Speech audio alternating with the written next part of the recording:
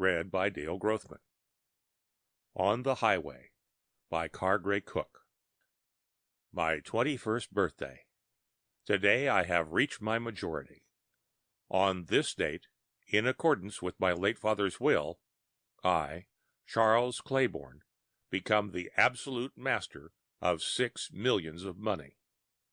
As much more in cash, a great townhome, and the magnificent estate of Allview remain my mother's, to be mine at her death. And this, too, in accordance with my late father's will.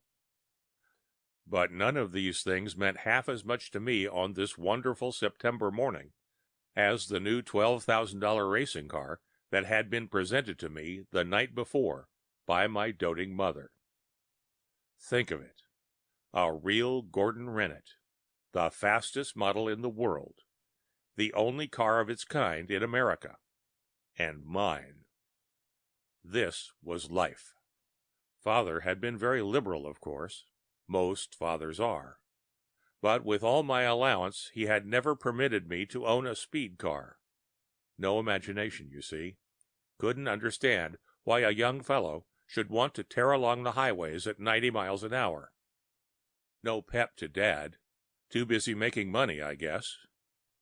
But Mother now, she was different. She could understand. Anyway, she knew I had my eyes on this racer for a long time, and for that reason had decided to anticipate my purchase by presenting it to me for my birthday.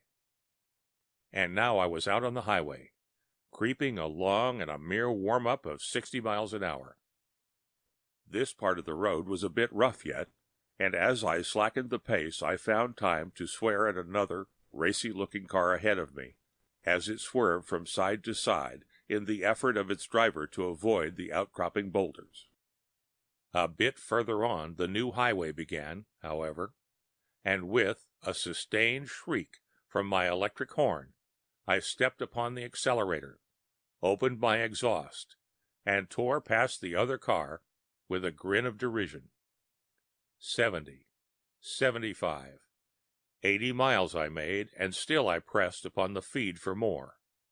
A kick with my left heel, and the muffler closed, and the ensuing silence seemed to startle the perfect mechanism into a more velvety swiftness. Not a quaver, not a sway to the wonderful machine, and the blood coursed through my veins with an exhilaration not to be described. Think of it. Outside of the professional tracks, there was not a car in America that could touch me. On the highway, I was king. Luxuriating in the perfection of this matchless creation of the greatest automobile builders in the world, I softened the pressure on the pedal, thrilling with the consciousness of personal ownership, as the great machine noiselessly reduced its momentum. "Some boat!" I exclaimed with sheer joy as I shifted my back to a more upright position. And then I was almost shocked out of this position by the appalling thunder of an open exhaust immediately behind me. Furiously, I pressed upon the gas feed. I didn't turn to look. I felt in my bones that it was the racy-looking car I had passed so exultingly, away back where the good road began. Well, all the better. If its driver had any sporting blood in him, I would show him a race that would test his gameness to the limit. Like a thing unchained, the Gordon Rennet responded to my touch. I smiled as I felt the rush of air and gave the car more gas. And then I ceased smiling and sank a bit lower in the seat. I was not losing the other. His open exhaust still thundered at my back. I was not gaining an inch. Not really disturbed, but a bit irritated at the ability of the unknown to keep pace with me, I pressed upon the gas pedal for the maximum feed to the carburetor, and narrowly watched the climb of the speedometer to 80, 85, 90. But despite the terrific speed with which I flew along the highway, there was no let-up to the thunderous roar of my pursuer's open muffler. I became really nervous then, and swore aloud at the unbelievable possibility that the other's car might even pass my new Gordon Renault. I was just turning to look behind in an angry effort to calculate the unknown racer's chances when I heard a cry ahead. Like a flash, I saw the situation. 2 pedestrians had emerged from the wooded path directly upon the highway. They had no time to think, no time to move, no time to escape. They stood paralyzed with fright. And yet I seemed to have plenty of time to consider them and to consider the highway beside them. I realized instantly that it would be impossible for me to pass them on my right. I must swerve to the left, and yet I saw distinctly that this would be a tremendous risk, not alone because that side of the road was in a state of eruption due to the work of the gas company's ditch digger, but because of the imminent danger of a collision with the racer coming from behind.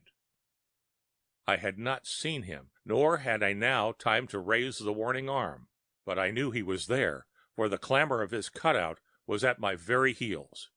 I had not gained an inch. Then I swerved. There was a cry, a crash, and instinctively my right foot pressed the foot brake, while my left threw out the clutch.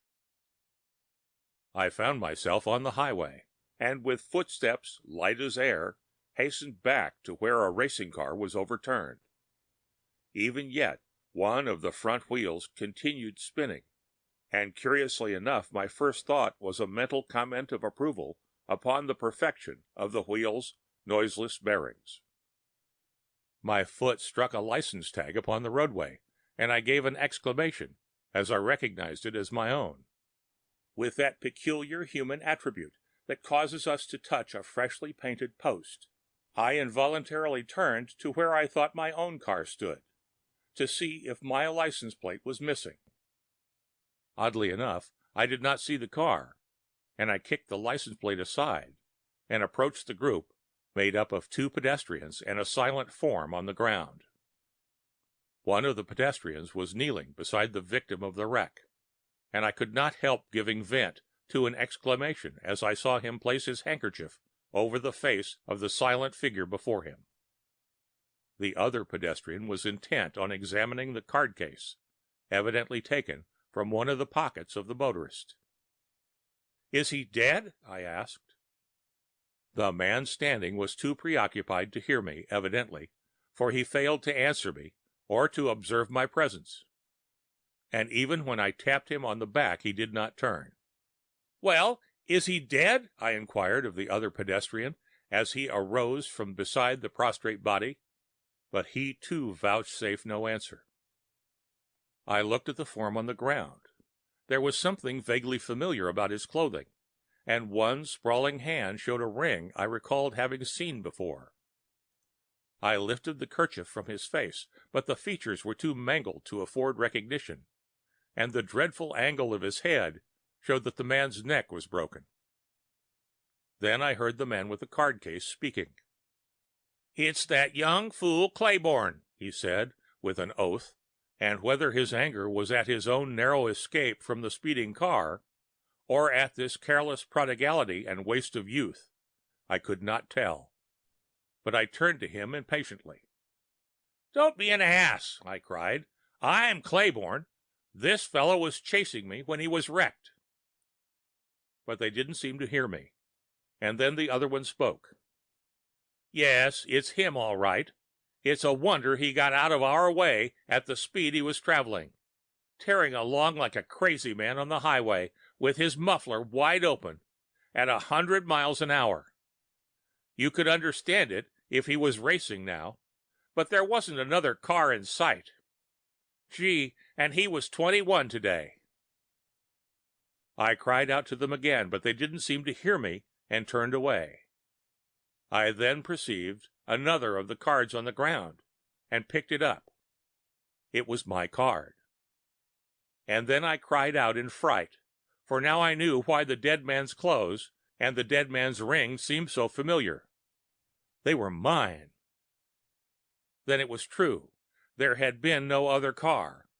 I had accidentally opened the muffler of my own car when shifting my seat, and I had been racing against myself. This day I had reached my majority. On this date I had become the absolute master of 6 millions of money. Yet this was death. I was the dead man. Oh my God! I am the dead man. The end of On the Highway by Cargray Cook.